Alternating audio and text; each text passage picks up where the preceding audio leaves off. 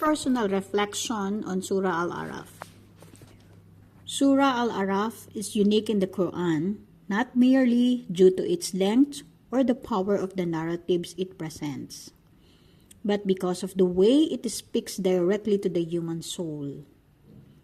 Reading this surah, I am struck by its seriousness, a blend of warning, promise, and an invitation to genuine submission. One of the most poignant part for me is the story of the people of the in-between heights, the Araf. They are caught between Jannah and Jahannam, witnessing both the bliss of the residents of the paradise and the anguish of those in hell. Their position serves as a powerful reminder that being in between religiously is a precarious place to be. It brings to mind moments in my own life when I hesitated, when I reassured myself with thoughts like, I'm not doing anything that bad. Yet, I wasn't fully committed to what Allah had commanded. Surah Al-Araf teaches me that faith is not about comfortably accepting a middle ground. It's about sincere effort, even when it feels difficult.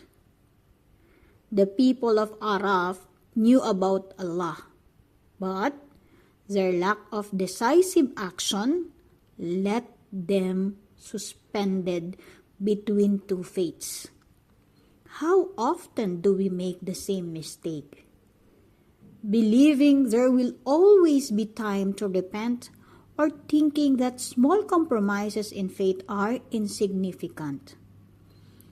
Another profound aspect of this surah is Allah's mercy, which is mentioned repeatedly. Even as Allah warns of the punishment awaiting disbelievers, there is always a call to repentance. He says, "But those who believed and performed righteous deeds, we do not burden any soul except with its capacity. They are the ones who will dwell in paradise for eternity." Chapter 7, verse 42. This ayah brings me immense comfort. It reassures me that Allah knows my struggles, our struggles. He doesn't expect perfection from us, but wants to see genuine, heartfelt effort. Every small step we take toward Him is meaningful. Reciting Surah Al-Araf reminds me that life is a test of devotion to Allah. It pushes me to reflect deeply. Am I truly submitting to Him in both times of ease and hardship? Am I steadfast in my worship? Or am I lingering at the heights, neither fully here nor there? To anyone watching this and listening this, I encourage you to spend time with Surah Al-Araf and ask yourself the same questions. Let its verses stir your heart, awaken your soul, and inspire you to walk firmly on the path of Allah, not lost in between.